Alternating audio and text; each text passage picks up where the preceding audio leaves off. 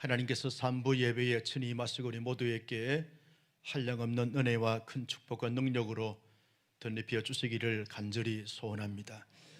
한 주간 잘 보내셨는데 새로운 한 주간도 더 큰 은혜와 더 큰 승리와 더 큰 안전함이 있을 수 있기를 예수님의 이름으로 축복합니다. 사람들은 쉽게 이렇게 말합니다. 유기는 기회입니다. 유기로 말미암아 오는 고난은 변장된 축복입니다.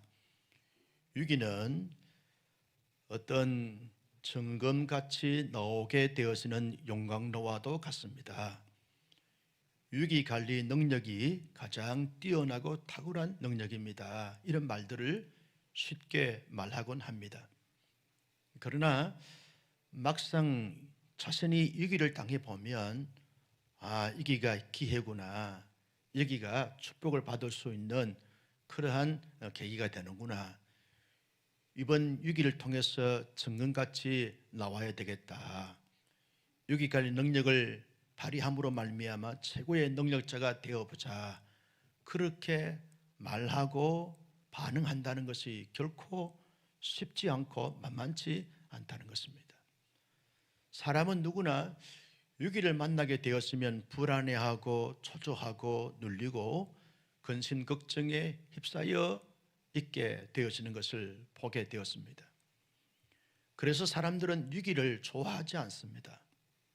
위기를 원하거나 바라거나 기대하지 않습니다. 누구나 위기 없는 삶을 살기를 원하고 환난과 고통과 시련이 없는 삶을 살기를 원합니다. 그러나 사람들이 그렇게 원한다 할지라도 주어지는 현실은 예고 없이 위기가 찾아오고 환난이 찾아오고 고난이 찾아오게 되어진다는 것입니다. 문제는 위기 없는, 고난이 없는 삶을 살아가는 것이 아니라 위기가 찾아올 때, 고난이 찾아올 때 어떻게 대처하고 반응하는가 하는 것이 중요한 문제가 될 수 있다는 것입니다. 여러분, 이스라엘 자손들을 봐도 그러합니다. 이스라엘 자손들이 이제 에담 지역에서 애굽의 끝자락, 광야의 시작, 그 에담 지역에서 하나님의 임재를 경험합니다. 구름 기둥과 불 기둥을 경험하게 됩니다. 그저 구름 기둥과 불 기둥만 있으면 낮에는 선선하고 밤에는 따뜻하고 해서 안정되어지고 그리고 살만했습니다. 이제 구름 기둥과 불 기둥이 움직이게 되면 이스라엘 자손들은 다 장막을 거두고 이제 떠나야 되는 것입니다. 구름 기둥과 불 기둥이 멈추게 되었으면 거기에 장막을 치고 멈춰야 했습니다. 구름 기둥이 가는 대로, 불 기둥이 가는 대로 가다 보니까 어디까지 왔는가 하면 바알스본, 비하히롯까지 왔습니다. 바다의 그 가까이 근처까지 오게 되었습니다. 안전하게 왔습니다. 자유롭게 왔습니다. 구름 기둥과 불 기둥 덕분에 편안하게 왔습니다. 그저 기쁨으로, 즐거움으로, 기대감과 설렘을 가지고 행복감에 젖어서 잘 왔습니다. 이제 바다 근처에 장막을 치면서 참 좋았습니다. 감사했습니다. 왜냐하면 한 사람도 다치거나 잘못되거나 낙오됨이 없이 모든 이스라엘 자손들 200만, 300만이 되어지는 그 수많은 그 백성들이 잘 오게 되었기 때문에 감사하고 행복했습니다. 그런데 거기에 장막을 치고 난 다음에 눈을 떠서 사방을 보니까 문제가 보이기 시작을 했습니다. 왜냐하면 바로 자신들 앞에 홍해 바다가 있는 것입니다. 바다 물길이 출렁출렁하면서 그 물놀이를 하고 있는 것입니다. 그 바다를 앞을 향해서 나아가야만 가나안 땅에 들어갈 수 있는데 가나안 땅에 가는 길이 막힌 것입니다. 아무리 지혜자들이 지혜를 짜내고 그리고 여러 가지 많은 부분들을 방법을 찾아봐도 바다를 건널 자간이 없고 바다를 뚫고 나갈 수 있는 길이 없고 방법이 없는 것입니다. 그들의 앞길이 다 막히게 되어진 것입니다. 바다가 막은 것입니다. 어떻게 할 방법도 없고 도리도 없고 길도 없고 지혜도 없습니다. 막막하고 답답한 가운데서 이거 큰 문제가 생겼구나, 길이 막혔구나 하면서 사람들이 위기적 순간을 맞게 되어졌습니다. 당황하면서 여기저기에서 어떻게 살까 어떻게 할까라고 반응을 합니다. 그런데 더 큰 문제, 더 큰 위기가 찾아왔습니다. 바로 왕이 애굽에서 들어보니까 이스라엘 자손들이 지금 출애굽을 해서 나가다가 이제 광야에 갇혀 있다는 소식을 듣게 되었습니다. 순간 바로의 마음이 돌변하면서 우리가 그렇지 않아도 이스라엘 자손들이 다 나가고 난 다음에 노동력이 부족했는데 다시 저들이 갇혔으니까 잡아와서 이제 노동을 시키면서 우리의 노예를 우리의 종으로 삼아버리겠다라는 굳은 결심을 하게 됐습니다. 그래서 애굽에 있는 모든 병거와 마병들 그리고 군인들을 다 불러 모았습니다. 수천 수만의 그 군인들이 마병을 타고 병거를 타고서 이제 그 이스라엘 자손들을 데리러 가는 것입니다. 추격하게 되는 것입니다. 마치 우는 사자가 먹잇감을 찾기 위해서 표하면서 달려들듯이 애굽의 전 군사들이 병거와 마병을 타고 갇혀있는 이스라엘 자손들을 향하여서 표하면서 달려들고 있는 가운데였습니다. 자, 앞에는 홍해 바다가 놓였습니다. 뒤에는 바로의 군대가 추격해 옵니다. 도간에 찌가 됐습니다. 진퇴양난이 됐습니다. 사면초가가 됐습니다. 절체절명의 위기적 순간을 맞게 되어진 것입니다. 여러분, 그런 위기적 순간을 맞게 되었으면 이스라엘 자손들이 지금까지 하나님의 인도를 받았던 것처럼 하나님의 인도를 받을 수 있는 기회로 삼으면 되는데 어떻게 이스라엘 자손들이 반응을 했습니까? 오늘 10절은 이렇게 말합니다. 10절 다 같이요, 시작. 바로가 가까이 올 때에 이스라엘 자손들 눈을 들어 본적 애굽 사람이 자기들 뒤에 이른지라. 이스라엘 자손이 심히 두려워하여 여호와께 부르짖고 심히 두려워하여 여호와께 부르짖고 심히 두려워했습니다. 공포에 떨고 있습니다. 위축돼 불안에 떨고 있습니다. 모든 것이 끝났다라고 하는 심정을 가지면서 심히 두려워했습니다.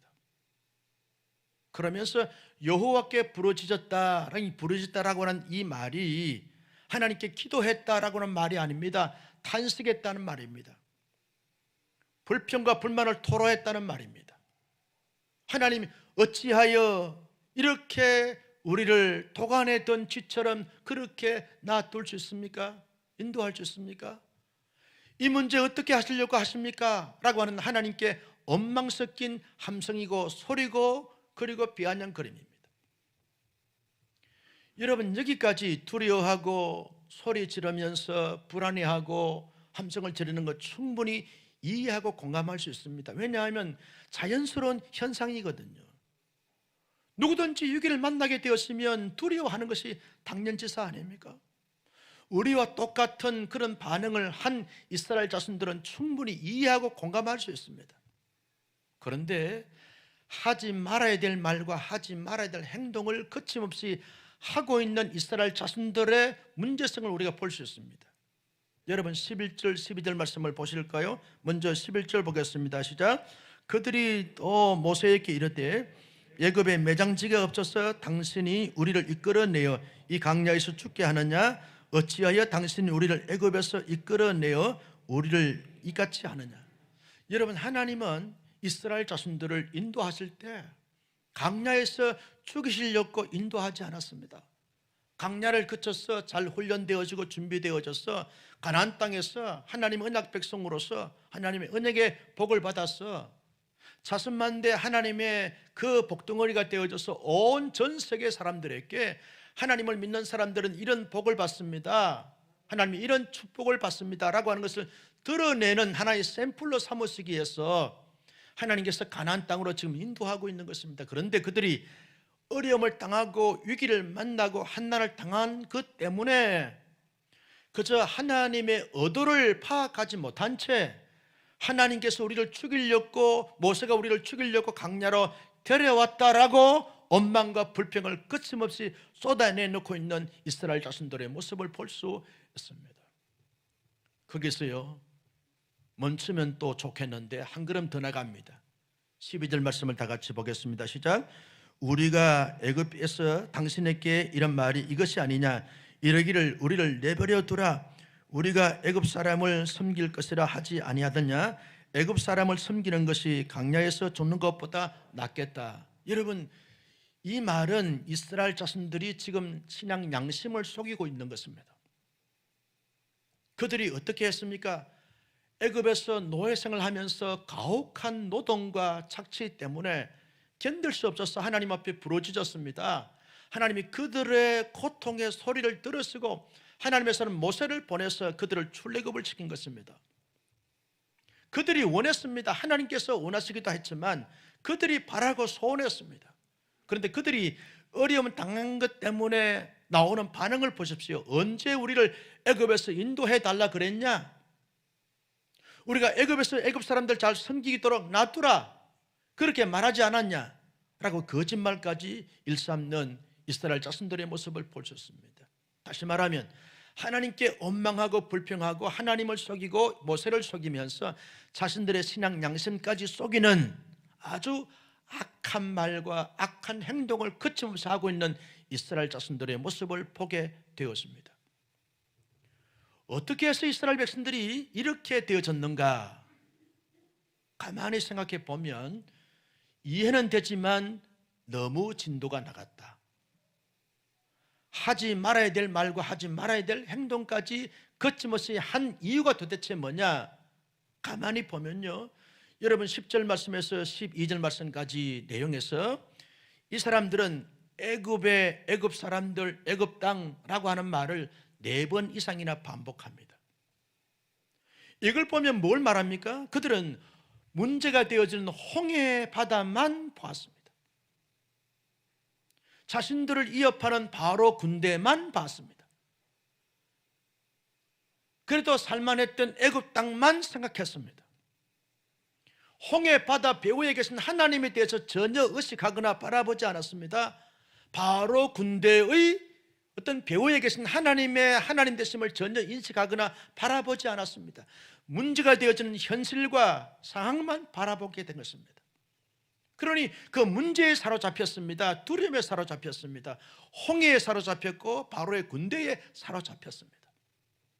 그래서 불신앙적 모습을 나타내고 그리고 살아가게 되어진 이스라엘 자손들의 모습을 볼 수 있습니다.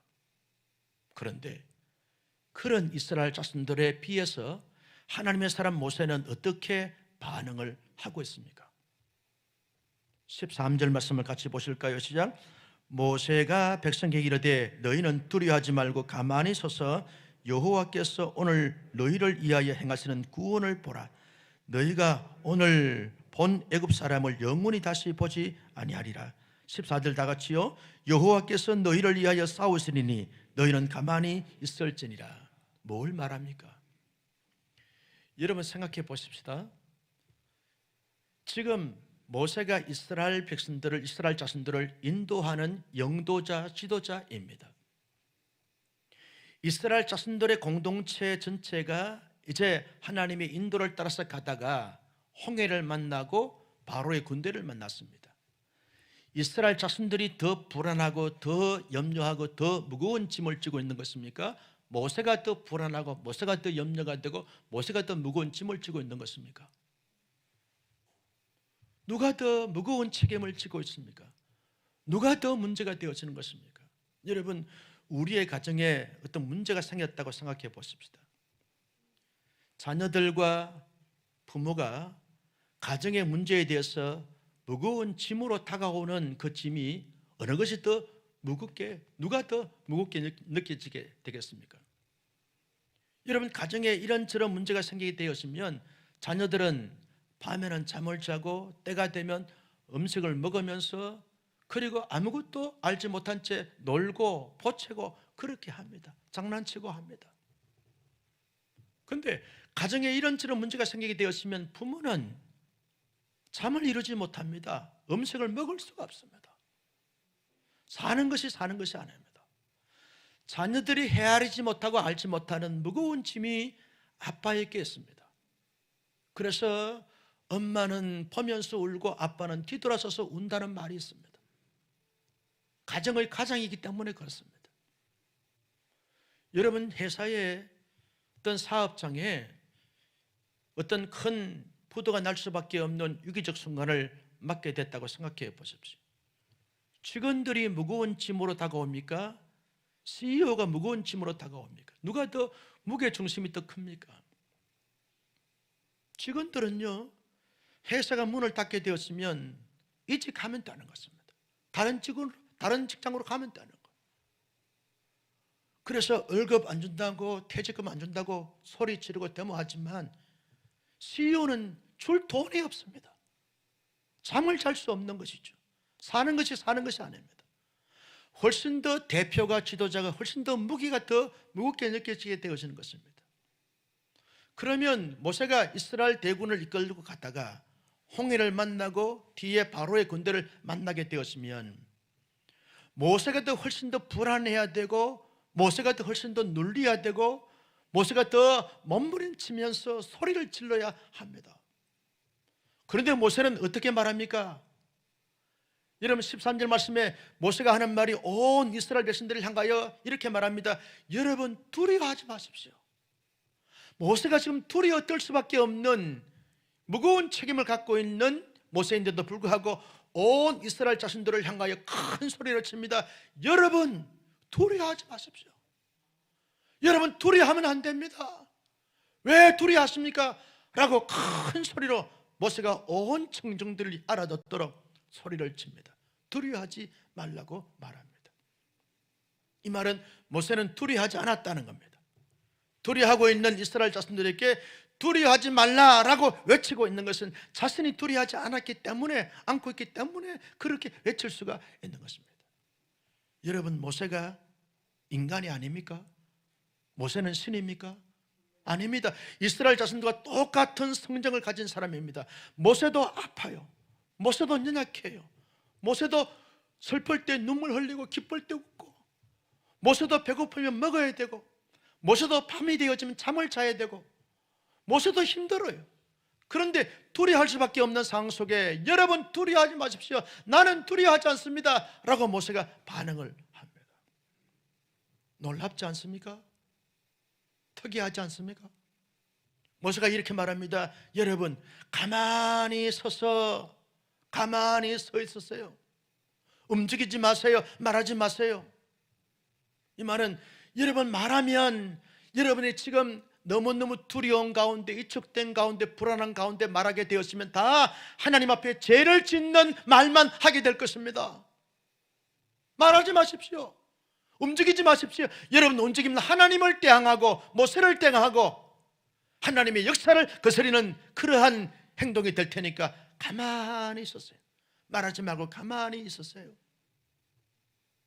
이 말은 다른 말로 말하면 하나님보다 앞서지 마십시오. 하나님보다 앞서 생각하지 말고, 하나님보다 앞서 말하지 말고, 하나님보다 앞서 행동하지 마십시오. 그 말이에요. 가만히 있어서. 그러면서 세 번째 이렇게 말합니다. 하나님께서 어떻게 구원하신가를 보기만 하십시오. 하나님의 구원을 보라는 거예요. 가만히 있어서 하나님이 어떻게 이 문제를 처리하고 해결하는지를 가만히 지켜보기만 하십시오. 계속 하나님만 보십시오. 홍해 바다 배후에 계신 하나님을 보십시오. 홍해 바다를 보지 말고 홍해 바다의 주관자이신 하나님을 보십시오. 바로의 군대만 보지 말고 바로 군대 배후에 계신 하나님의 살아계심을 보십시오. 하늘의 군대를 보십시오. 하나님의 위대하신 능력을 보십시오. 거기에 집중하고 거기에 주목하셔야 됩니다. 모세가 그렇게 크게 외치고 도전하고 있습니다. 여러분, 모세도 인간인데 어떻게 그렇게 말할 수 있습니까? 모세가 그렇게 말하게 된 이유가, 원인이 도대체 무엇입니까? 모세는요, 이스라엘 자손들과 다르게 하나님에 대한 믿음이 확실하고 부동했습니다.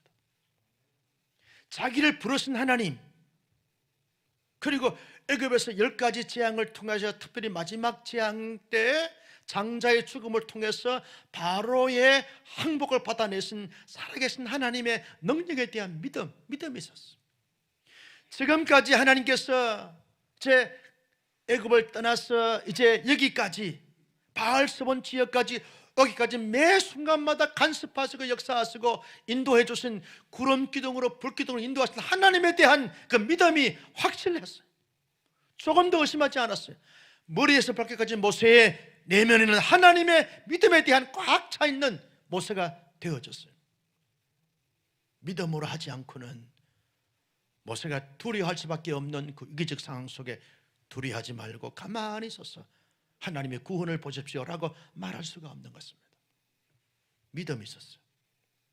그리고 모세는 이 모든 것이 하나님의 뜻이고 하나님의 섭리 가운데 되어진 것이라는 사실에 대한 하나님의 절대 주권에 대한 믿음이 있었어요.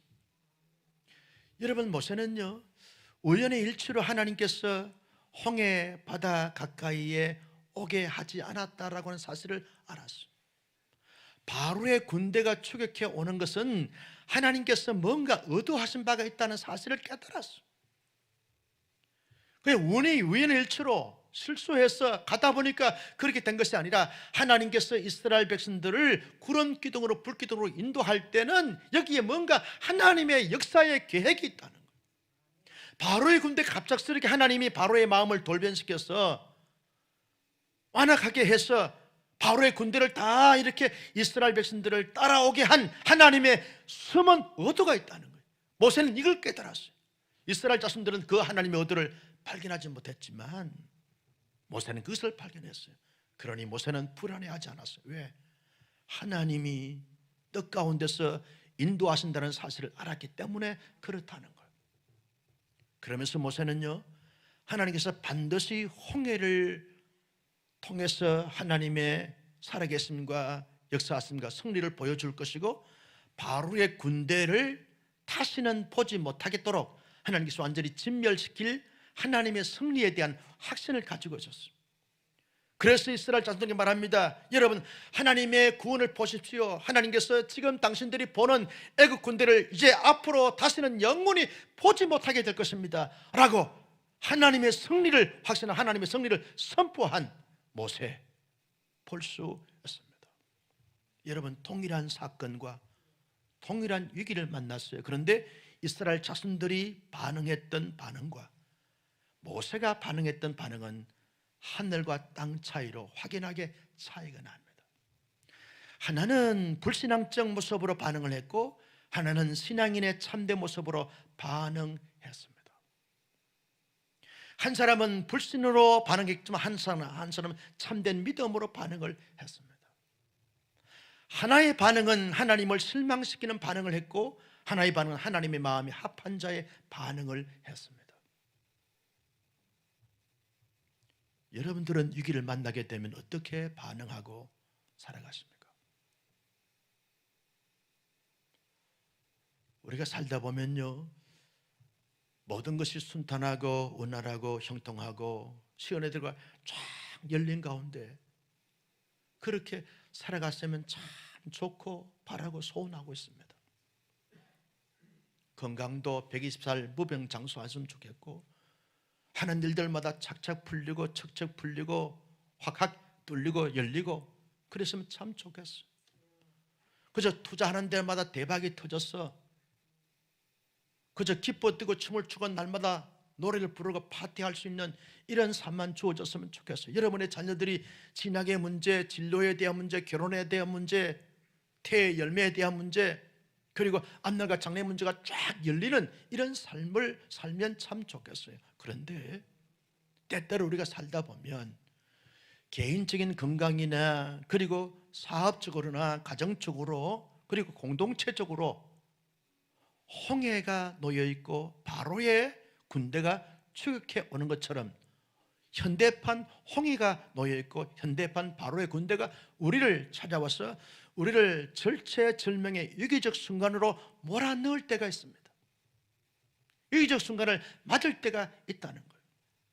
원하거나 바라거나 기대했으면 또 예상이나 했으면 준비도 하고 채비도 하고 방어도 할 텐데 전혀 예기치 않는 가운데 갑작스럽게 찾아오는 이런 위기 때문에 사람들이 너무너무 힘들어하고 어려워하는 것을 볼 수 있습니다.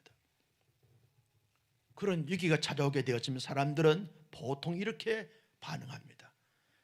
이스라엘 자손들처럼 심히 두려워하고 떨고 위축되고 눌린 가운데 그렇게 전전긍긍하면서 살아가므로 반응하는 자들이 있습니다.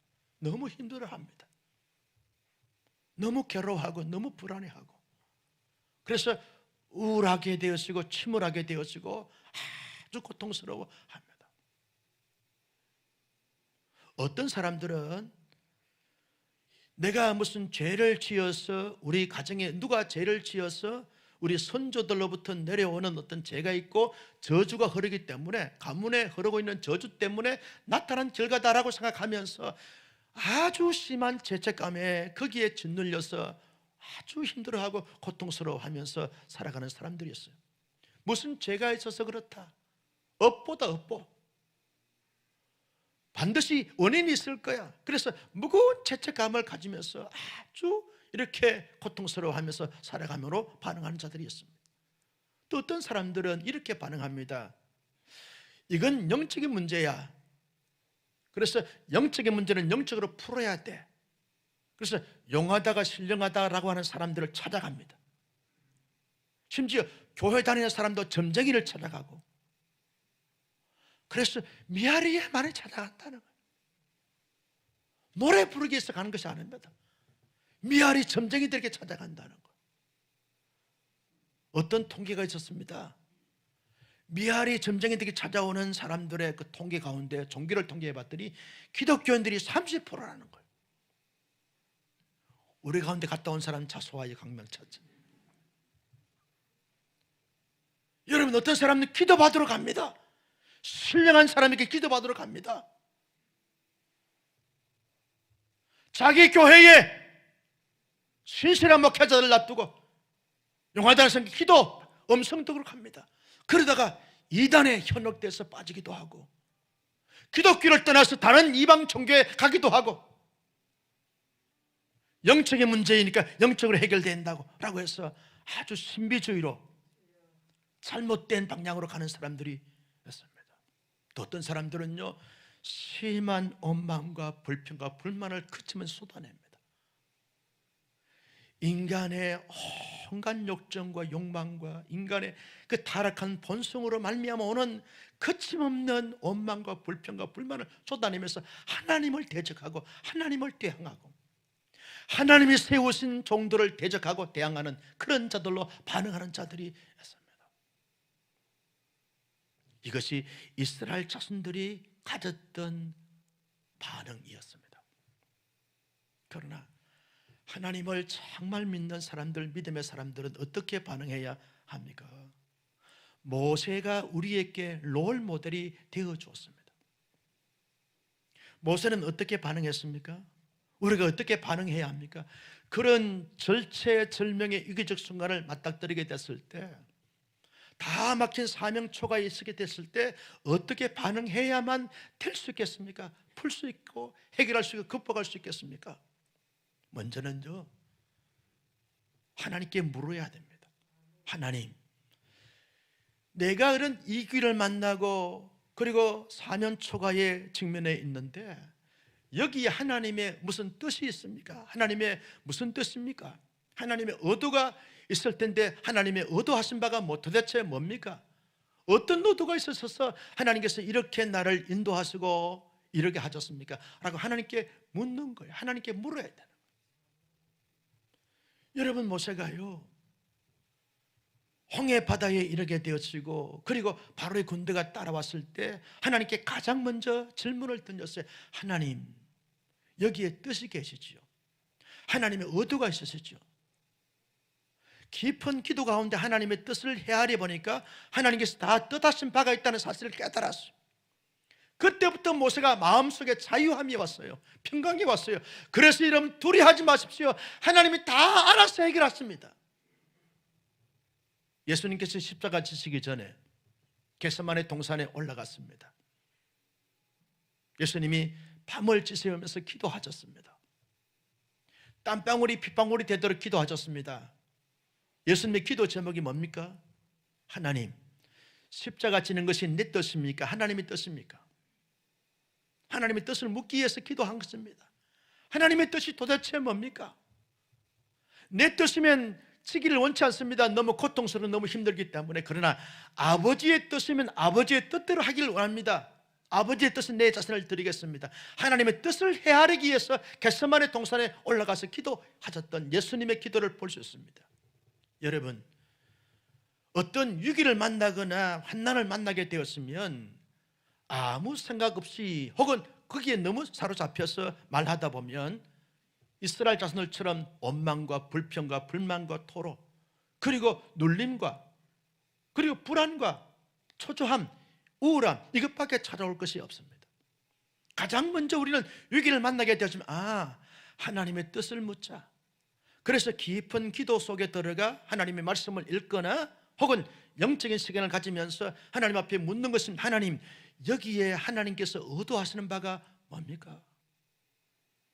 뭘 하나님께서 나에게 바꾸라고 말씀하십니까? 뭘 도전하라고 말씀하십니까? 어떻게 감당하라고 하나님께서 말씀하십니까? 하나님께서 나타나실 영광이 도대체 어떤 것을 통해서 나타나기를 원하십니까? 라고 묻는 거예요. 진지하게 묻습니다. 순수하게 묻습니다. 정직하게 묻습니다. 마음을 열어놓고 묻는 것입니다. 집중하여 하나님께 묻는 것입니다.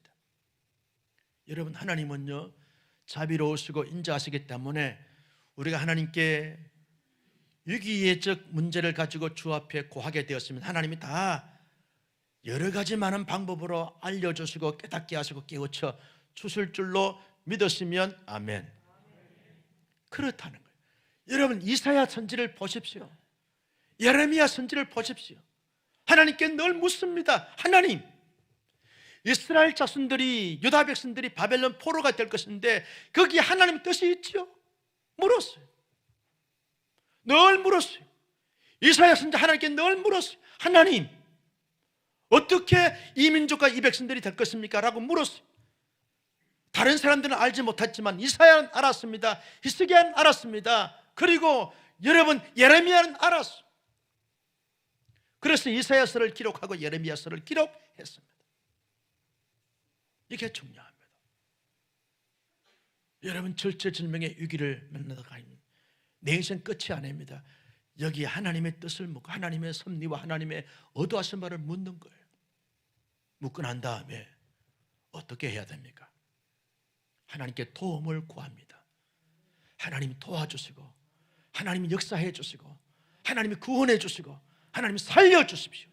하나님께 구하는 것입니다. 여러분, 모세가요 이스라엘 백성들을 이끌고 이제 진을 치고 이스라엘 백성들 다 이렇게 리더해 나갈 때 홍해가 놓였습니다. 바로의 군대가 마치 그 손살같이 달려옵니다.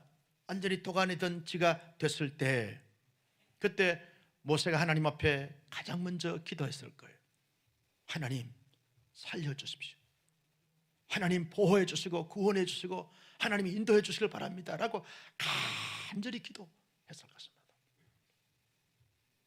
하나님께서 모세에게 그런 기도를 들으시고 하나님이 응답해 주셔서 모세의 마음에 편안함을 주시고 담대함을 주시고, 이미 모세는 지금 갇혀있지만 뚫린 모든 것을 지금 보고 있는 거예요.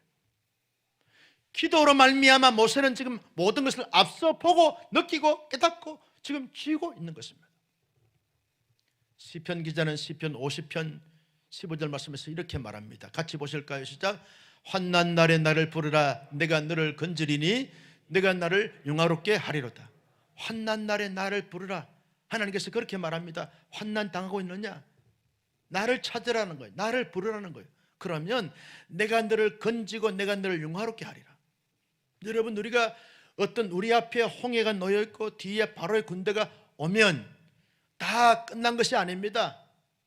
포기 상태에 넋을 잃고 멍하니 하늘만 때리고 있는 것이 아닙니다. 그때야말로 하나님께 부르시는 하나님, 이 환난의 문제에 하나님 나를 부르라, 나를 찾으라. 그러면 내가 너희를 건지리라, 내가 너희를 영화롭게 하리라 말씀하셨사오니 그 말씀을 나의 말씀으로 잡습니다. 이 말씀을 가지고 기도하오니 나를 건지시고 나를 영화롭게 하여 주시옵소서. 기도의 기회, 간구의 기회, 소원의 기회로 삼아가면 여러분 여기가 또 다른 기회가 될 줄로 믿으시면 아멘.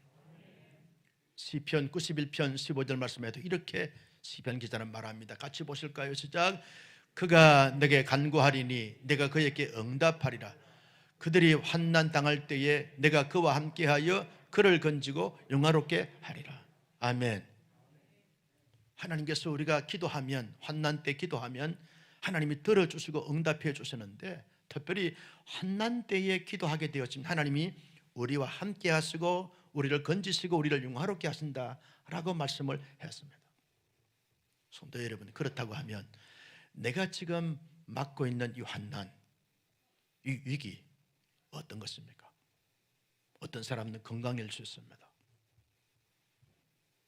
어떤 사람들은 경제적인 문제 있을 수 있습니다. 어떤 사람들은 인간관계 문제 있을 수 있습니다. 어떤 사람들은 자녀에 대한 문제 있을 수 있습니다. 어떤 분들은 앞날과 장래, 진로에 대한 부분들 있을 수 있습니다. 저마다 안고 있는 기도의 제목, 마음의 소원들이 없는 사람이 한 사람도 없습니다. 다 이런 문제 저런 문제 정도의 차이가 있을 뿐이지 다 안고 있는 문제들이 있습니다. 문제 없는 것은 하나님의 영원한 나라에 가야만 문제가 없는 것입니다. 이 땅에 살고 있는 모든 사람들은 다 저마다 안고 있는 문제가 있습니다. 그런데 문제는 문제의식을 못 느끼고 있다는 것이 문제라는 거예요. 그래서 기도하지 않습니다. 하나님께 부르짖지 않습니다. 환난이 주어졌음에도 불구하고 그것이 환난인지도 알지 못한 채 그냥 그렇게 하루하루 전전긍긍 살아가고 있는 것이 문제가 되고 있다는 것입니다. 영적인 안목을 가지고, 영적인 의식을 가지고 보십시오. 진단해 보십시오. 어떤 문제, 어떤 위기, 어떤 환난이 내게 있는지, 우리 가정에 있고 우리 교회에 있고 이 나라와 민족에 있는지를 보아야 합니다. 그리고 보고 난 다음에 이제 하나님께 가지고 나가야 됩니다. 하나님께 구해야 되는 것입니다. 내게 부르짖으라 그러면 내가 너희의 부르짖음 들으시고 응답하겠다는 거예요. 나는 우리 온사람에게 모든 성도들인데 영안을 열고 문제를 문제로 잘 찾아내 하나님께 그 문제를 고하여 드림으로 말미암아 하나님께서 우리의 기도를 들으시고 응답하심으로 함께 하시고 아멘, 건지시고 아멘, 영화롭게 하시는 역사를 경험하는 체험하는 우리 모두가 될 수 있기를 예수님의 이름으로 축원합니다. 여러분, 영적으로 성숙한 사람들은 자신의 가정의 문제를, 위기의식을 느끼면서 가정을 위해서 기도합니다. 영적으로 깨어있는 사람들이 교회의 문제를 놓고 가지고 나가 하나님 앞에 기도합니다. 나라와 민족을 위해서 이 나라에 안고 있는 수많은 영적인 문제나 경제적인 문제나 리더십에 대한 문제를 놓고 하나님 앞에 기도합니다. 그 사람이 진정한 사랑을 알고 있는 사람이고 사랑을 실천하는 사람이라고 할 수 있습니다. 비판, 판단 다 좋아요. 그러나 이건 하나님의 사람들이 가질 것이 아닙니다.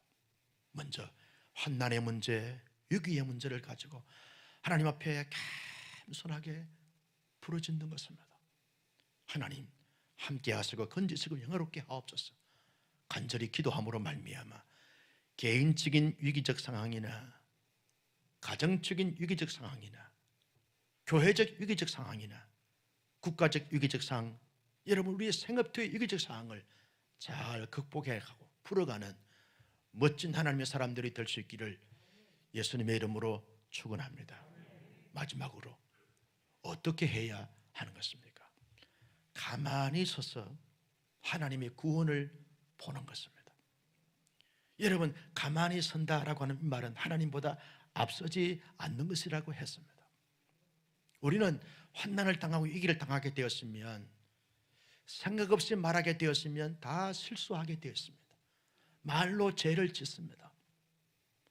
하나님보다 앞서 행동하게 되었으면 다 오히려 더 망가뜨리게 되어지고 오히려 더 꼬이게 만들게 되었습니다. 그때는 가만히 서 있는 것입니다. 하나님을 주목하여 보는 것입니다. 계속 보는 것입니다. 어떤 분들은 이렇게 말할 수 있어요. 목사님, 위기를 만나고 환난을 만나서 보니까 내 감정에 막 복받쳐서 어떻게 살까 어떻게 될까 불안하다 보니까 하나님이 보이는 것이 아니라 홍해 바다만 보입니다. 하나님이 보이는 것이 아니라 애굽의 군대만 보입니다. 그래서 너무너무 혼란스럽습니다. 왜 내게는 하나님이 보이지 않습니까? 다른 사람이 그렇게 하나님이 잘 보이는데, 하나님의 역사를 보이는데 왜 나는 보이지 않고 홍해만 보이고 바로의 군대만 보입니까?